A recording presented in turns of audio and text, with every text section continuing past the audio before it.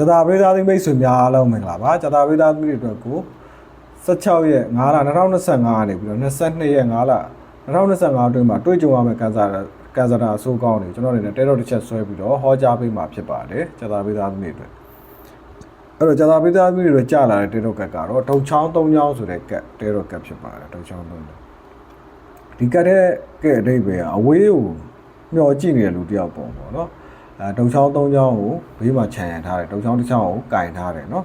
ဒုံချောင်းတစ်ချောင်းကနောက်မှာစိုက်ထားတယ်နေကြီးမှာရှေ့မှာလဲဒါအဝါရောင်နေနဲ့ဒါရွှေရောင်ပုံစံမျိုးတွေဝင်းထိန်ပြီးတော့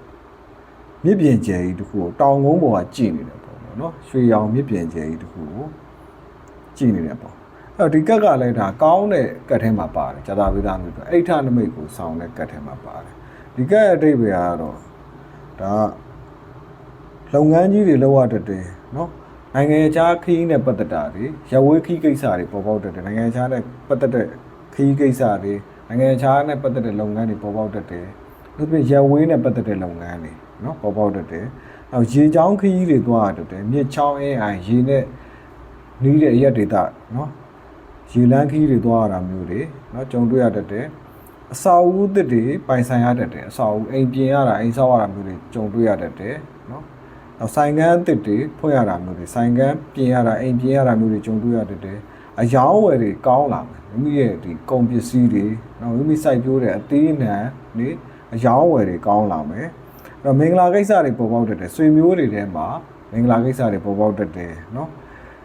ရက်ဝေးရနေပြီးတော့ဧည့်သည်တွေရောက်တတ်တယ်ကိုရှိဘူးနော်အဲ့တော့စာချုပ်စာတမ်းတွေပြုလုပ်ရတတ်တယ်ဆိုတဲ့အဓိပ္ပာယ်ဖြစ်ပါတယ်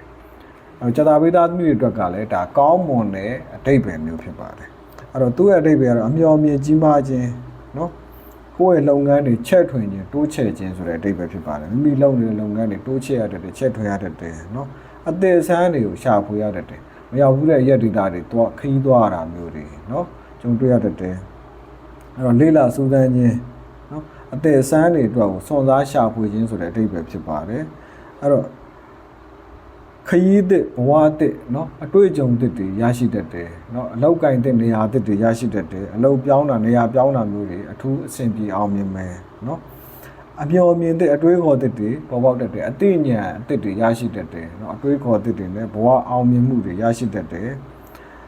အဲ့တော့ဘဝရဲ့လမ်းကြောင်းရှိကိုဘဝရဲ့လမ်းကြောင်းတိုးတက်မှုเนาะလုပ်ငန်းတွေရှိကိုစီးပွားရေးတွေတိုးတက်အောင်မြင်လာမယ်ဆိုတဲ့နမိတ်မျိုးဖြစ်ပါတယ်အဲ့တော့ဒီကဲ့အတိတ်ပဲကလည်းစွန့်စားခြင်းเนาะအတွေးခေါ်တွေဒါတိုးချဲ့ခြင်းเนาะလုပ်ငန်းတွေတိုးချဲ့ခြင်း